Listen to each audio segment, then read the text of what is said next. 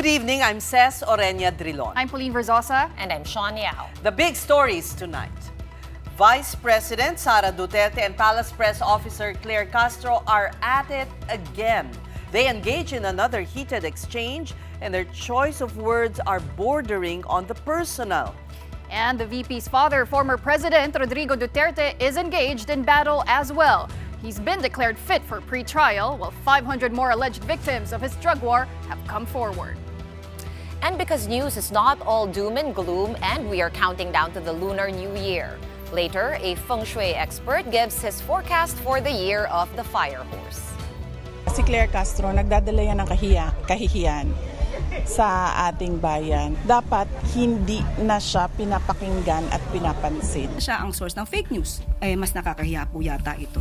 Isang vice presidente nag-threaten with her assassin laban sa Pangulo. Meron pa bang Pilipinas na pag-uusapan sa taong 2028? Lubog na tayo sa basura, sa baha, kahit sa korupsyon.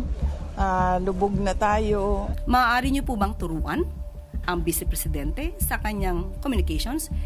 Valentine message sa kanya? VP Sara, spread love. Not fake news, not immorality. Don't be a Chucky. Vice President Sara Duterte versus Undersecretary Claire Castro again.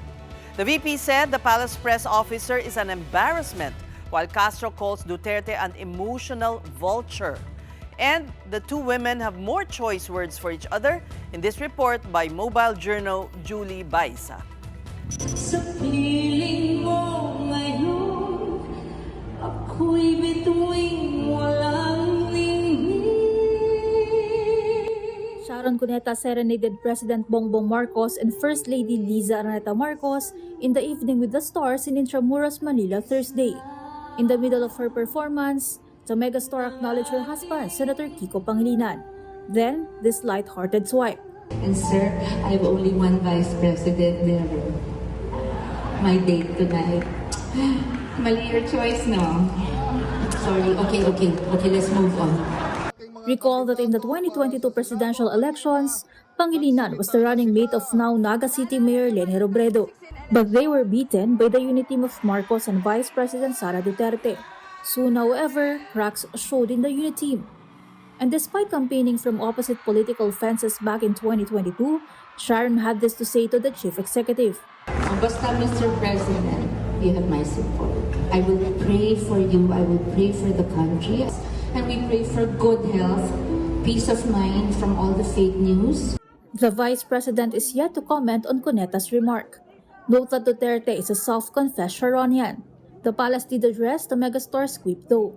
Opinyon ni Ate Shawi, ni Ms. Sharon Cuneta, at malamang karamihan sa ating mga kababayan ay yan din po ang nararamdaman.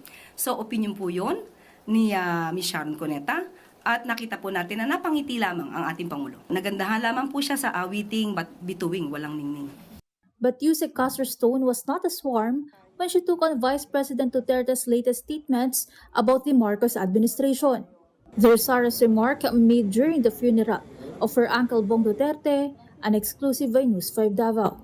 Sinasabi ko na nga paulit-ulit na si Claire Castro nagdadala yan ng kahihiyan sa ating bayan dahil tinawag siya na spokesperson ng Office of the President.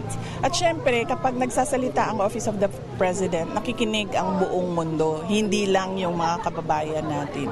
At syempre, kapag ganun yung nagsasalita at ganun yung sinasabi ng nagsasalita, ay nagdadala siya ng kahihiyan sa bayan natin. Kaya dapat hindi na siya pinapakinggan at pinapansin. To this, Castro had choice words for the VP as well. Siya ang source ng fake news. So hindi po nakakahiyang magsabi ng katotohanan. Ang nakakahiya po ay umaming may kakilalang assassin at handang magpapatay ng Pangulo, ng First Lady, at ng dating House Speaker. Ang nakakahiya po ay hindi gumalang sa order ng court at manuntok ng sheriff. Bawal po yan sa batas. Mas nakakahiya po yata ito. Isang vice presidente nag-threaten with her assassin laban sa Pangulo.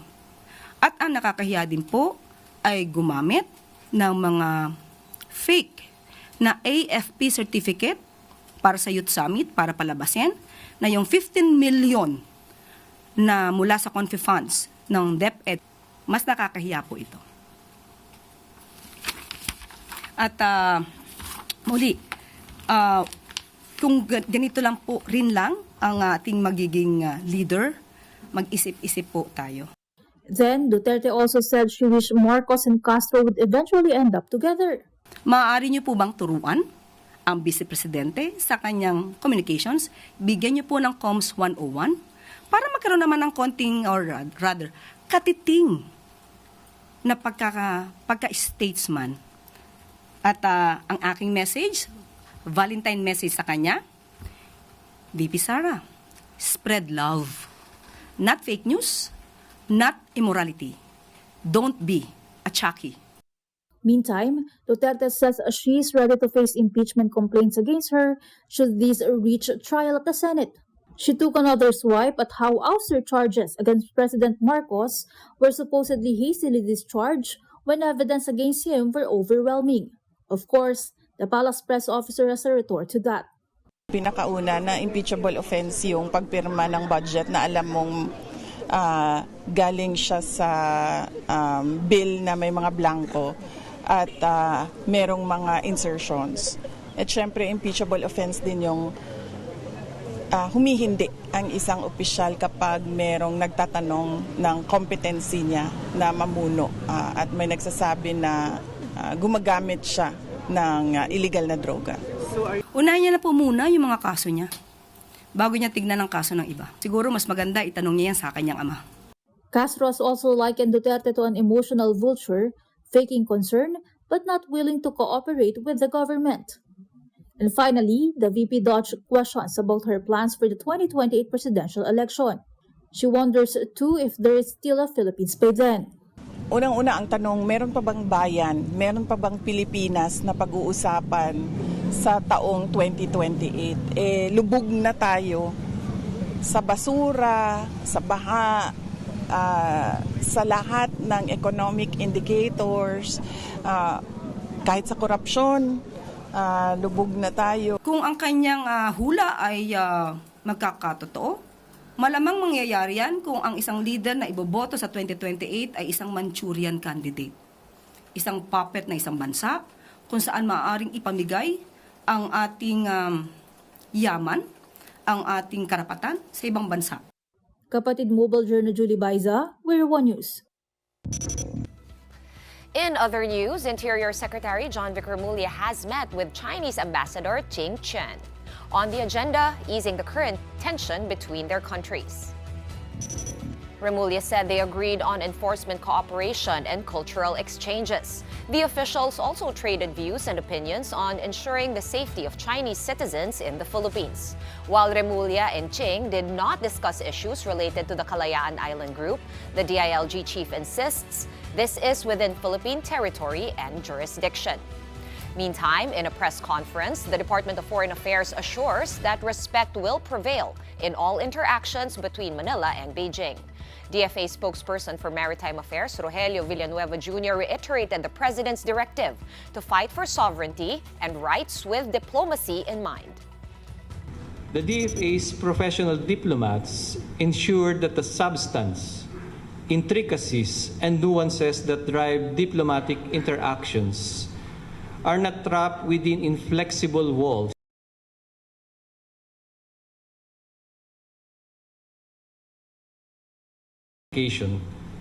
and are inimical to the national interests in the long term. Our work with the national interest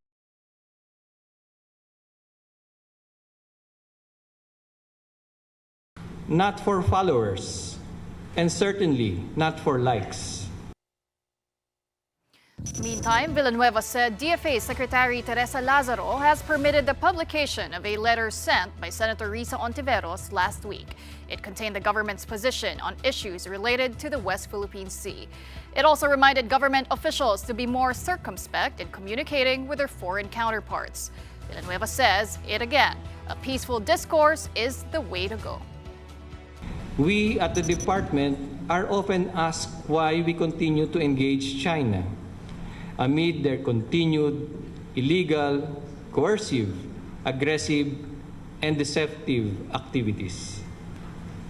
The answer is because we are committed to manage the situation at sea peacefully. It is our mandate to uphold Philippine interests while seeking common ground where possible. Meantime, the International Criminal Court stands firm in its decision. Former President Rodrigo Duterte is fit to stand pre-trial. The ICC pre-trial Chamber 1 said the defense failed to present appealable issues in the Duterte case. The chamber has also authorized the participation of 500 more applicants. They are considered victims in Duterte's drug war. This brings the total number of approved participating victims to 539. The ICC is yet to decide on the defense's request to disqualify Filipino ICC accredited lawyers Joel Butuyan and Gilbert Andres. The two are common legal representatives for the victims. Duterte's lead counsel Nicholas Kaufman anchors the request on the grounds of an impediment to representation and on the basis of conflict of interest. Digong's confirmation of charges hearing begins on February 23. Here's how the Duterte family is preparing for the proceedings. Hindi ko alam kung ano yung mangyayari sa confirmation of charges dahil hindi ako kaparte ng paghahanda ng defense team. Ang dasal natin ay dapat maging patas ang korte. Kahit sa ang korte man yon sa mundo, yun yung dasal natin, no, na maging patas ang korte. At this point, we get updates on these developments from ICC Assistant to Counsel Attorney Cristina Conti. Welcome once again to the big story, Attorney. Good evening. Yes, good evening. Good evening, ladies. Now let's focus on the 500 that the court just approved to participate in the case. How were they chosen and how important are they? Well, the ICC registry asked victims to submit their applications by August last year, 2025. We submitted as many as we can, including victims who had been very eager to participate since day one. But of course, there are others who would prefer to, at that point of the application, who would prefer to have seen the charges.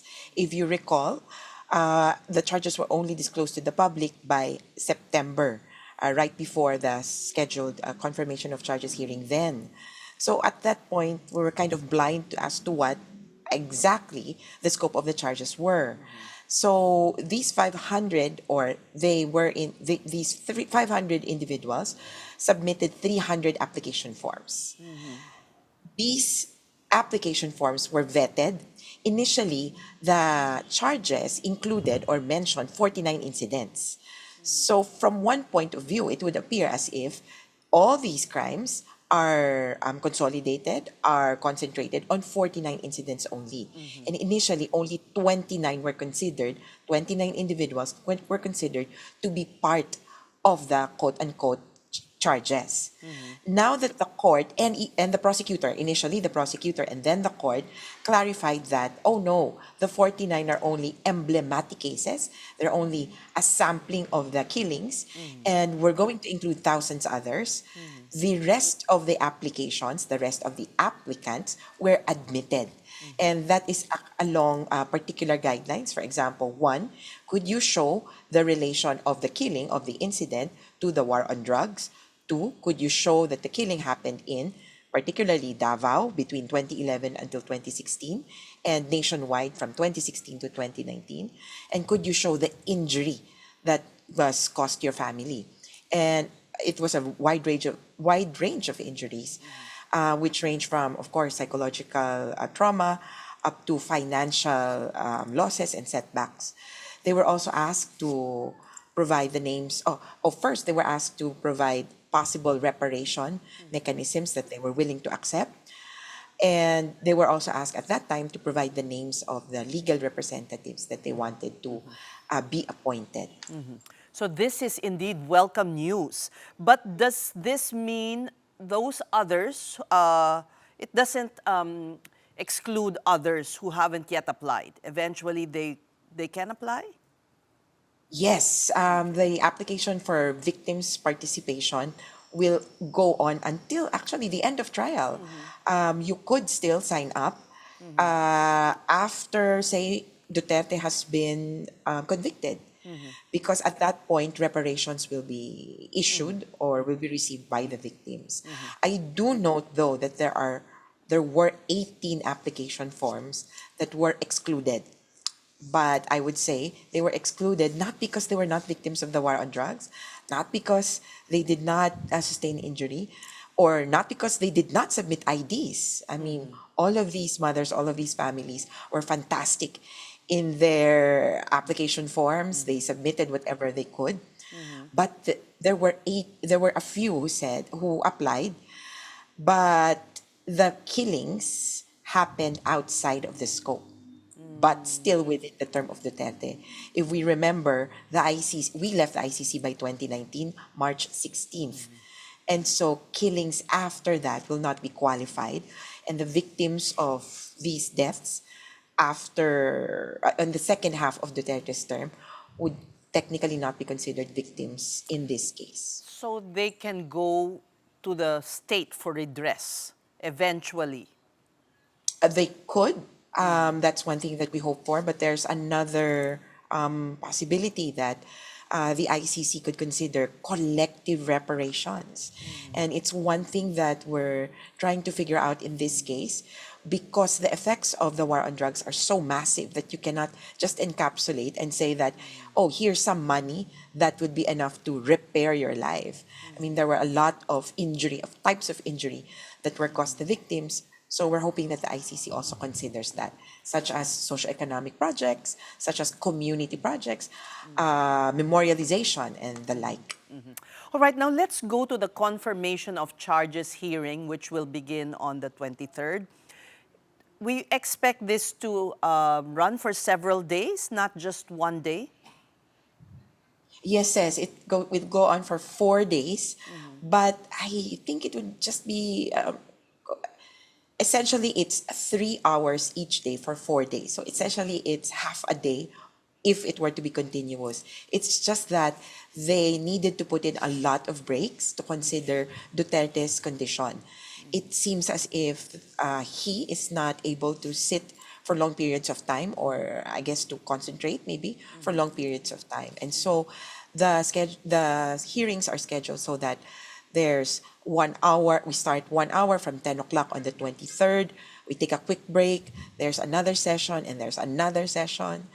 And we have to stretch it out over 4 days. The third day will be a full day break on February 25th. All right, Attorney, I wanted to ask you about the request of the defense to remove the 3 lawyers, the case manager, Ms. Nicolene, as well as attorneys Andres and Butuyan. Do you think this will be granted? I'm sorry, but I cannot speak on this matter yet. But what I can tell you is that the lawyers will be able to submit their comments or observations as to this request. Maybe we can just wait for that and the final decision of the court. But what I can say is that this will not affect the February 23rd hearing. We will push on. We will have at the least the OPCV representative, Paulina Masida, stand in for the interests of the victims. And also, until there is a decision from the court, these lawyers and the full legal team, as soon as they are appointed, will represent victims in this case. Any hitches still that you can anticipate that can derail the confirmation of charges hearing?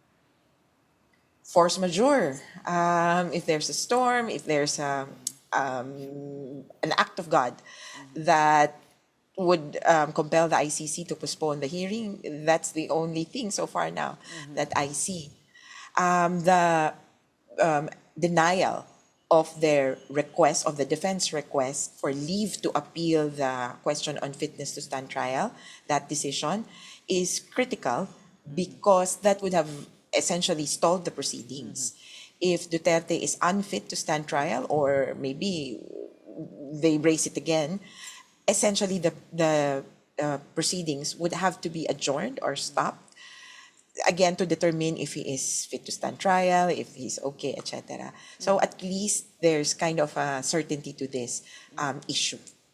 But the fact that his condition was taken into consideration, this means that he has not waived his right to appear.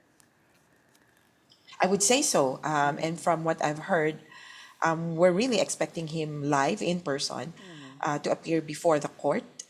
Although, of course, there's still his option to appear via video link or video conferencing. Attorney, just wanted to go back to Sean's question about the defense's request to revoke the designation and to disqualify the 3 Filipino lawyers. I know you can't go into the details of the request because a lot of the information was also redacted, but help us understand under what conditions can a party argue conflict of interest as well as impediment to representation?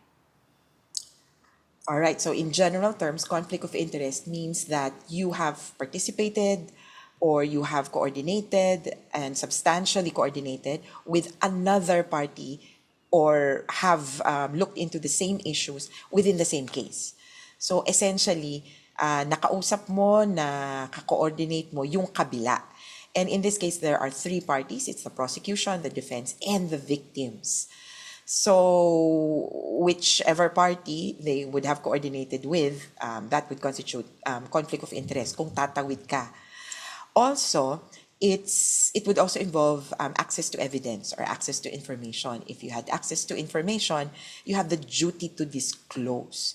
And so I think that could be one matter also where you would be perceived to be biased. So ultimately, that's the point.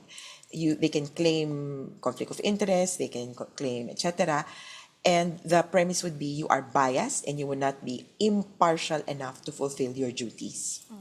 And do you think this is a legal strategy on the part of the defense? And would you say it's a delaying tactic, or do you think it won't have any bearing when it comes to the timeline of the proceedings?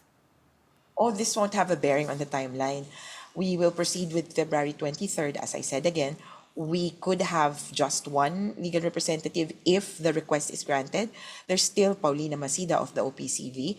But as of now, sans that decision from the court, we would have 3 legal representatives standing for the victims. But how would the victims feel, attorney, if they will be represented by a different lawyer? Siyempre, mas okay din naman kung Pilipino ang magre-represent sa kanila. They speak the language, they understand what the victims went through. So what are the implications if ever iba yung magre-represent sa kanila here? Well, we could look at it from a short-term and then a long-term perspective. In the short term, it's just for the hearing on February 23rd. But the victims actually have a little bit of anxiety and apprehension as regards representation because that's important to them. Yeah. They've done so many things just to make sure that they are heard. But we are taking the steps to make sure that whoever sits on the 23rd, they carry the voice of the victims for February 23rd. But in the long run, of course, we will still endeavor to make sure that the lawyers, victims, the common legal representatives of victims is counsel of choice. And that's important for the victims. And as you've said it perfectly, it's logistical, cultural, psychological conditions. Of course, the lawyer must be someone, the victims or the client, whoever, kung sino man dito sa situation na to, has to trust. It is a relationship based on trust.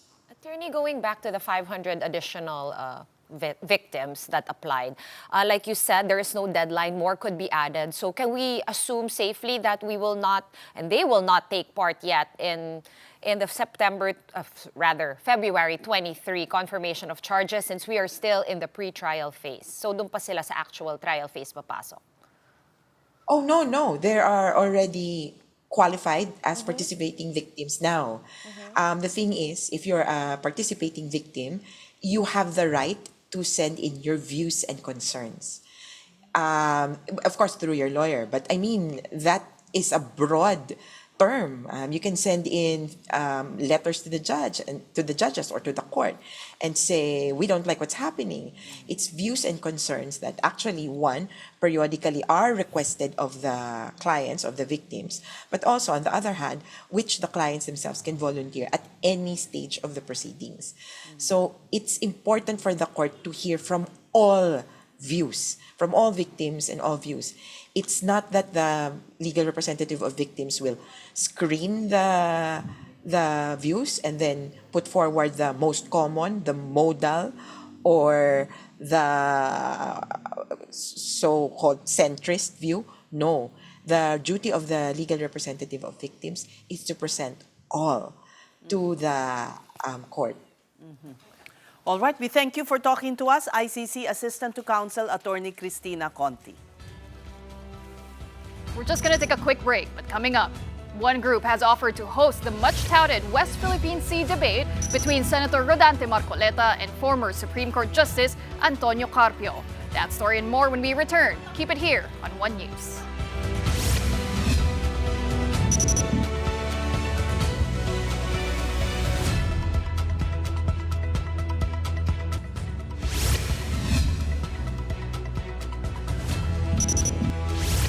Welcome back to the big story. The Supreme Court did not issue a temporary restraining order on the petition filed by fugitive Zaldico. Instead, it directed the Ombudsman and the ICI, or Independent Commission for Infrastructure, to comment on the petition within 10 days. Co is challenging the complaint filed by the Ombudsman over his alleged involvement in an anomalous flood control project in Nauhan, Oriental Mindoro. The petition included a certification dated January 15 saying the resigned congressman appeared before a notary public in Stockholm, Sweden. The Ombudsman and the ICI are yet to comment on the matter. And now on to another story. The Senate Electoral Reforms and People's Participation Committee resumes its public hearing on its anti-political dynasty bill. A consultative meeting was held in Carlos Hilado Memorial State University in Bacolod earlier this morning. And residents there pointed at the rampant political dynasty in Negros Occidental. Some even compared local positions to haciendas that are outright being distributed to politicians under one clan. A sitting vice mayor, who's also part of a dynasty, spoke up against succession up to the 4th degree of consanguinity. It breaks the chain of continuous family control. It creates space for competition. It allows institutions to develop beyond personalities. Sana ay mapasa ang batas na patunayan ng makapal ang mukha ng mga politiko natin at di nauubra ang self-regulation. Ito rin po ang sinisisi namin na naging ugat din ng korupsyon na dahilan ng kahirapan. Now, there was no opposition to the measure during the public consultation. But one student, though, questioned the dynasty at the Senate with 4 sets of siblings there: the Tulfos, the Villars, the Cayetanos, and the Ejercito Estrada. How confident are you, Senator, that any form of an anti-political dynasty bill will pass through the minimum 3 readings in order for a bill to be a law in the Senate? The positions of these political families is so entrenched that I don't mean to be a pessimist, but I have little to no confidence that any form of an anti-political dynasty bill will be a law. I am actually hopeful. Why? Dun sa 8 na dynasts sa Senate, 2 ay authors ng anti-political dynasty bills. Senators JV and Erwin. And sila yung kwento ko sa inyo kanina na nung committee hearing, sabi nila, kahit member ako sa dynasty, gusto kong buksan ang political space sa lahat ng mamamayan. And it will be passed po. Intention namin maipasa ito this session. So, bago matapos ang buwan ng Marso. Meantime, incumbent and former government officials mourned the passing of 5-time House Speaker Jose de Venecia Jr. on the third and last night of his wake. We have our mobile journalist Jazz Paredes at the Heritage Memorial Park in Taguig. Jazz, sino ba ang mga nagbigay pugay kay JDV dyan ngayon? Says Pauline Sean, katatapos lamang ng isinagawang misa dito sa chapel sa Heritage Memorial Park sa Taguig City kung saan nakalagak ang labi ni dating House Speaker Jose de Venecia Jr. Ngayon ang ikatlong araw ng kanyang burol bago siya dalhin bukas sa kanyang hometown sa Dagupan, Pangasinan. At simula nga kanina, patuloy ang pagdagsa ng mga nakikiramay. Pagpatak ng alauna ng kaninang hapon, iba't ibang personalidad ang dumating upang makiramay sa burol ng dating House Speaker. Ilan dyan, sina Senator Bam Aquino, Senator Camille Villar, former DPWH Secretary Rogelio Babe Singson, former Congressman Mikey Arroyo, kasamang kanyang may bahay na si Angel Arroyo, former Health Secretary Francisco Duque III, Makati City Mayor Abby Binay at former Senator Chofilo T.G. Gingona III. At bago pa man ang itinakdang oras para sa eulogy, sinariwa na ng ilan sa mga bumisitang nakapanayam natin ang alaala ni JDV. Gaya na lamang ni Senator Bam Aquino kung saan kanyang inalala ang iniwang legasiya ng dating House Speaker.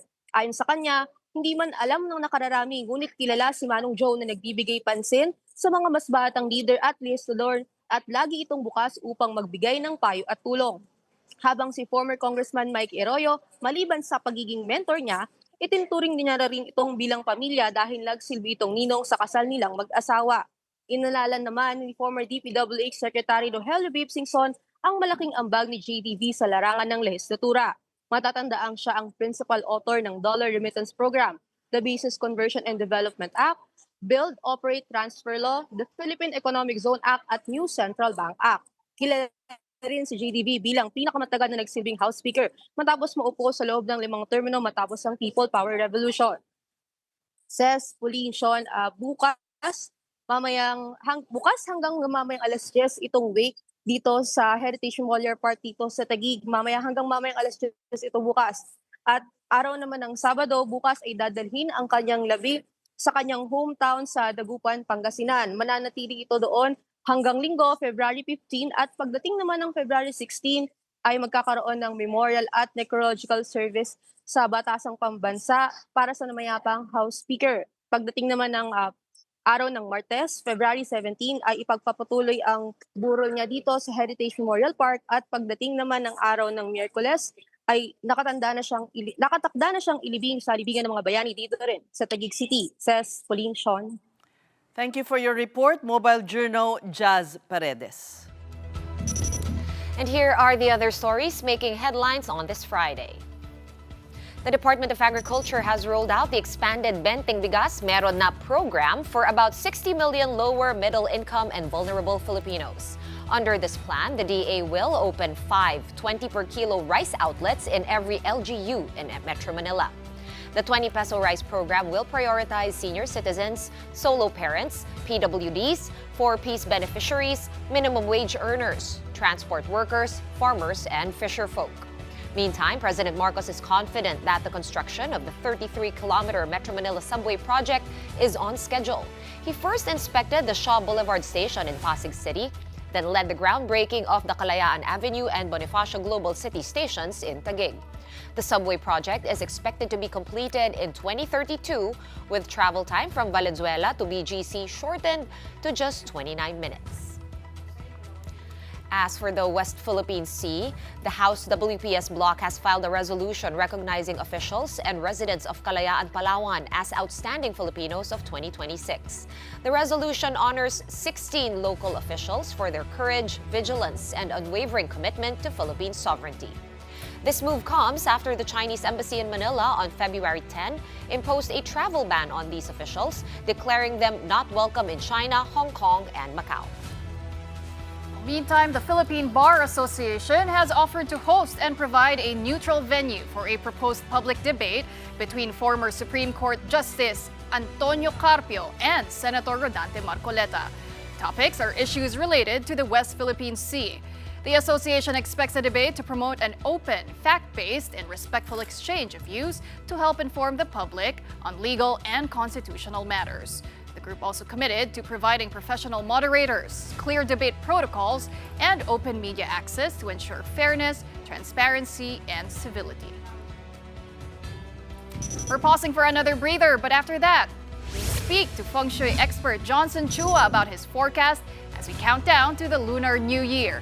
The big story will be right back. Keep it here on One News.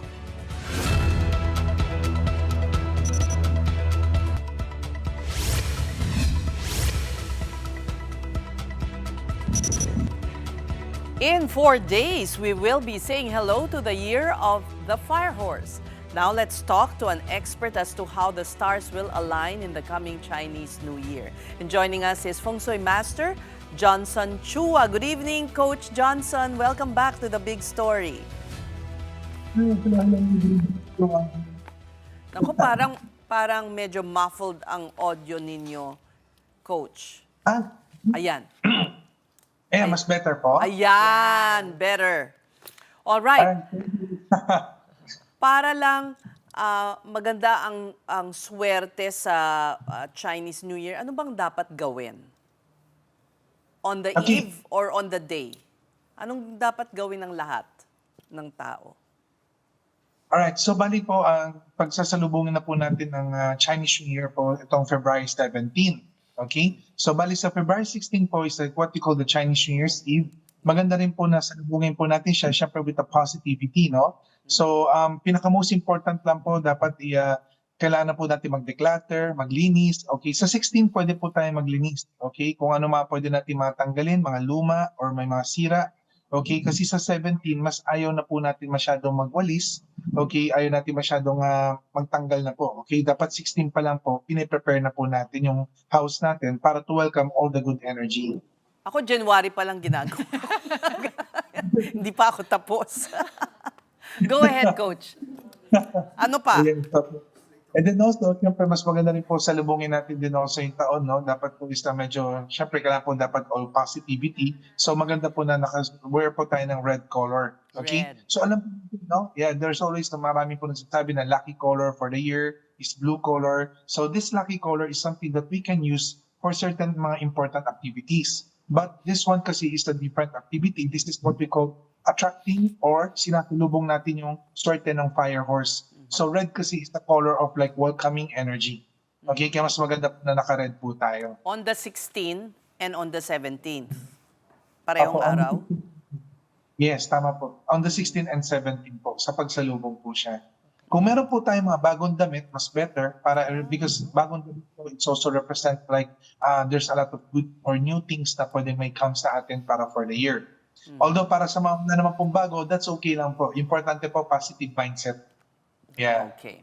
Okay, yung isa pa, haircut before the Chinese New Year. Concerned ka sa akin. Oo, pinagdelibatehan kasi namin. Mali ba na magpaputol ng buhok sa 17? Yeah, originally po, wala naman pong masama. No, on that part po, wala naman stay. So, you can do your haircut anytime. Wala naman pong masama on that part. So, ano yung reason behind that belief that pamahiin? Yeah, yung about sa haircut? Yeah, originally po, haircut po talaga po, ina-apply po siya sa newborn. Sa newborn po talaga. That's where the Chinese practice, no? Most likely po, kapag newborn kasi, may kasabihan tayo na yung unang araw ng gupit niya, yun daw yung para mas more magiging swerte siya. Di ba parang sa atin din sa Filipino saying, if I'm not wrong, may importante rin daw po kung sino yung unang gugupit ng buhok din po ng bata. Di ba? Kasi sabihin, kung lucky or swerte or maayos, di ba? Minsan nakukuha raw natin energy. So, it's a form of like parang part ng superstitions or maybe tradition or culture. Pero yung in feng shui po kasi wala naman po about the haircut. Kasi ang feng shui po is very scientific and practical. We focus or follow the action and activities. So wala naman specific activity. That's great to know. Yeah. Okay, sino ang mga pinakaswerte sa 2026, sa mga signs na pinakamaswerte? I'm crossing my fingers. Pig. Dog. Pwede na pong i-request sa akin. The joke. So, originally po, meron tayong pinaka-top 5 animal sign para Top for the 5. year of... Okay. So, first po natin sa mga people who are born in year of the rabbit. Okay, because rabbit po is sila yung pinaka-assertive for this year. Then next po is a year of the sheep or goat. Okay? And then next naman po is para sa mga year of the ox. Yan. Okay, sila yung top 3 eh. Tapos then the dragon and the dove. Yan. So kung kasama po kayo dyan sa top 5 na yan, then kayo po yung pinakamalakas sa energy para. Okay, I'll take the runner-up position as a dog, Coach. Pero ano naman yung mga, I know we don't like to dwell on bad things, di ba? Wala namang malas, kaya sa feng shui lahat nagagawa ng paraan. Pero ano yung signs na dapat siguro May mag-ingat? challenges. Yeah, may challenge. Yes, po. Tama naman po, no? Because of, number one nga po, there's no such thing as malas naman po or swerte. Ang kasabihan po natin, kapag sinabi natin good luck or bad luck, luck has something to do with energy. So kapag narinig nyo po always ng salitang good luck, that means may good energy ka for this year. But still, it's up to us kung paano natin i-maximize yun. Same with the bad luck. Okay, pag narinig natin bad luck, maybe may mga bad energy or challenging year. Okay, so kaya maging mas more maingat po lang tayo. Okay? And then meron po tayong 3 kasi na dapat maging maingat po for this year. Okay, for people who are born in the year of the pig, year of the horse, the year of the rat. Parang iba yung Year narinig of the ko. rat. Year of the rat, I think yan si BBM year. Hindi, ano siya? Rooster. Rooster ba siya? Pero wait, Year of the Horse, kasi si VP Sara, Year of the Horse. I know we asked you this last year din, no, Coach? Kung ano ba yung luck? Bakit yung horse mismo, on their year, sila yung kailangan mag-ingat? Basically po kasi, no, kapag sinabi natin kasi na sarili mong taon, okay, parang you are given us a chance or an opportunity to go up on the stage, diba, to perform. So lahat po na mata sa inyo nakatingin, okay, para sa mga Year of the Horse. So, pwede naman natin sabihin na good siya, hindi naman totally siya bad, no? Kasi, like example, maybe kapag ka nasa stage ka, you have all the audience, you have all the eyes para looking at you. So, in terms of recognition and reputation, pwede natin pataasin yon. The problem lang, lahat ng mata kasi pag sa'yo nakatingin, so even pag may mga problema, conflict, everything, sa'yo rin ng sisi. Kasi ikaw lang yung nasa stage eh. And whatever you're doing is everyone is looking at you. Okay, so nandiyan yung mga supporters, pero nandiyan din yung possible yung mga detractors or mga galit sa atin. Okay, so mabilis na yung mag-distract. Ang problema lang kasi mga Year of the Horse po, medyo may pagkapatola po sila, no? So minsan po, pagka-konting conflict, pumapatol sila. Baka makatira po yung reputation nila. So anong advice nyo, Coach, para dun sa mga sabihin na natin hindi masyadong swerte or pangontra na? Iwasan ba yung mga negative people? How can they also amplify their luck this year? Yeah, for me naman po, number one po is we need to, to be more aware. Okay, kasi sabi lang naman natin number one lucky charm. Okay, number one lucky charm is to know, and number one is kung ano ba yung mga problem natin. Okay, like example, sa mga Year of the Pig, malakas naman ang network and connection nila, but ang kailangan lang talaga nilang ingatan is partly yung health, okay? So kaya kailangan po medyo mas more maging health routine tayo for this year. Also medyo practice lang yung better lifestyle, okay? Yung balanced lifestyle sa work tsaka sa rest, no? Kaya yun ang po yung pinaka-importante. Kasi normally ang nagkakos lang naman ng problem or bad luck is yung pagbaba po ng emotions natin na nakaka-affect din po sa health natin. Same with the horse and the rat kasi because of the irritation energy, the conflict of the energy, minsan kasi nati-trigger po yung emotion natin. Kaya ako pinaka-highly advised ko talaga para for this year, no? That I think not only for these 3, for all the 12 zodiac sign and for everyone na nanonood po sa atin, no? Ang most important kasi, horse energy, the fire horse, from the word fire, okay, super passionate taon na ito eh. Okay, super strong yung passion energy. But passion is an emotion. If you cannot control your emotion, okay, when your emotion is high, your critical thinking also get lower. Okay, so mamaya, Totoo naman. impulse, tactless, okay, magiging mamari yung mga decision, and masyado tayong nagra-right, no? Kaya nga may iba po, ang turo nila, pagka nagmamadali daw ang horse, bilisan din daw natin. Pero sabi ko po, mali yung teaching na yun. Paano kung bilisan natin sumakay sa kabayo, pero patalon pala siya sa bangil, di napahamak naman tayo, okay? Kaya most important this year, practice clarity, stable emotion, and most important, kailangan ma-determine natin yung target goal natin for this year. Ano ba ang sign ng Pilipinas? Yeah. Ang sign ng Pilipinas, I think it's the year of the dove, if I'm not wrong, 1898. No? So it's going to be a relatively okay year based on your top 5 signs. Yeah. Right? So ano kaya, Actually, what can you foresee for the Philippines? Originally po kasi kung titignan natin, no, in terms of the, kasi may dalawang basis tayo on that part, no. Number one kasi kung 1898 yung i-base natin, sorry, bigla ako nag-math. Parang ganun, no? Kasi if I'm not wrong lang is the 1898 on that part, no? Yeah. Earth Dome. Yung Earth Dome kasi one good thing is a very service country tayo kasi, you know, yun ang sure ako na hindi tayo mali doon. We are an Earth country, okay? So medyo pasok din tayo sa mga fire support, okay? So because fire supporting Earth, so that means there's a lot of good opportunity naman na pwede pumasok sa atin sa Philippines, no? So kung sinabi natin opportunity, pwedeng in terms of maybe more investments that also may flood in or come in sa atin. Chances naman din also, marami din mga pwedeng pagbabago in a way, but we're hoping sana mas more peaceful din yung ating country kasi, you know, with all the detractors, with all the conflict happening, okay, sometimes tayo lang din nagpupush ng mga opportunities. Okay, so yun lang, kaya napaka-importante yung emotion. You know, one good thing about the energy of the earth element, okay, very tayo. If you can see, no, Pinoy are very passionate people. Okay, if we want something talagang we want to do it. Okay, that's a good characteristic. Pero we also become sometimes entitled. We also become too passionate na masyado na natin nagiging entitled na parang lahat na ng bagay pinapansin na natin. Lahat ng bagay ginagawa natin big deal, which is not so good. Kasi sometimes ira emotions natin. Parang ngayon sinabi mo kanina, no, yung patola. Diba? Parang all over the news now, it's always a tit for tat, a back and forth, right? Wala pang ang Feb 17. Pero Coach Johnson, in general, how can we invite more good energy? This goes for everybody, no matter what your sign. Meron bang something special for the Year of the Fire Horse? Okay, para for the Fire Horse po, no, tatandaan lang po natin, okay, yung 3 words, okay, para for this year.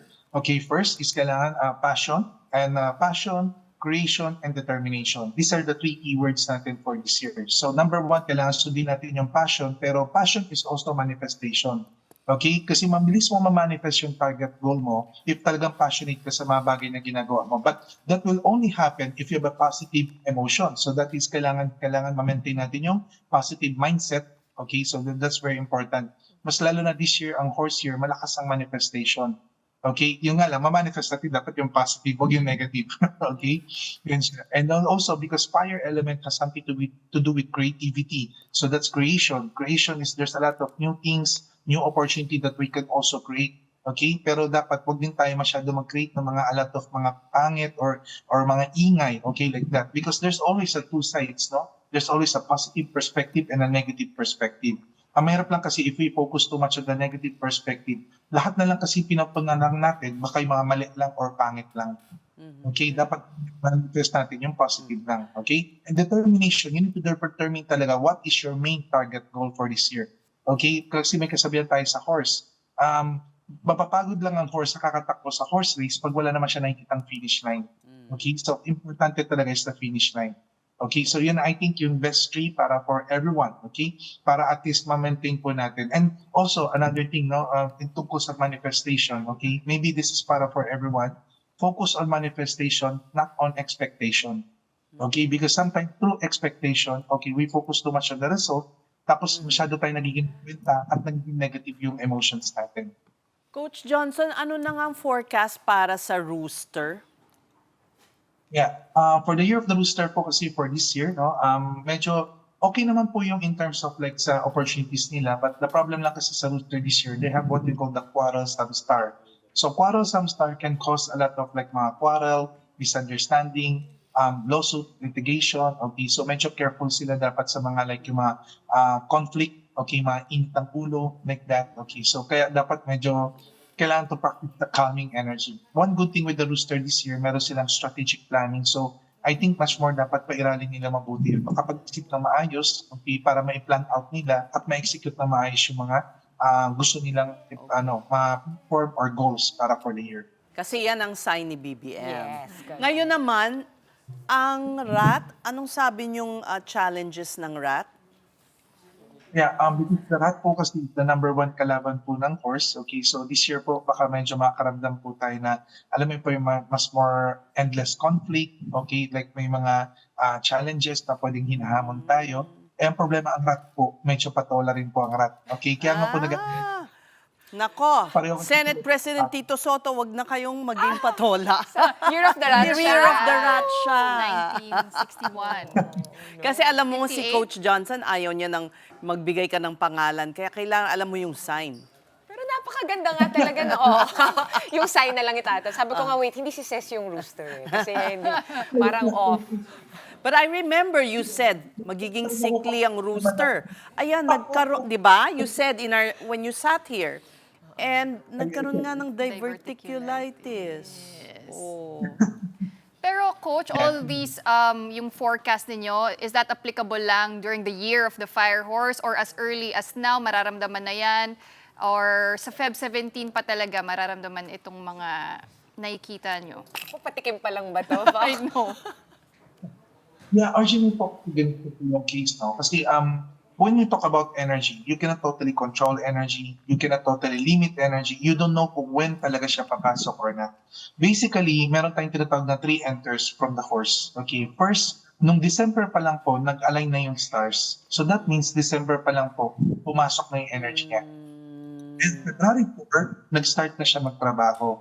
And then February 17, officially na ina-announce na po siya. Okay, so how to... Example lang, no? Kunyari, I'm the new leader of a certain corporate, okay? Nung December pa lang, pumasok na ako, nag-iikot na ako, naglilibot na ako, chinecheck ko na yung mga... Nagpaparamdam ka na. Then February 4, umupo na ako sa table ko, nag-start na ako magtrabaho, pero hindi pa nila officially ina-announce na ako ng leader. Then Feb 17, that's done. Kaya Feb 17 yung pinaka-greatest impact talaga. Yun. Kaya pala. Makes sense. It makes sense. Everyone is so passionate. Start pa lang ng year, parang tuloy-tuloy na. Di ba? And everybody's patola. Yeah. Patola is the theme of this week.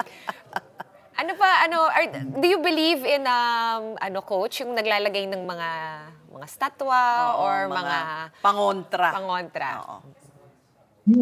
Personally po, May store ka, Coach, di ba? Nakita namin sa TikTok, pinapanood namin. Oo nga. Parang nag-viral recently si Coach eh. Oo, binigyan nyo ng Ng 20 peso coin.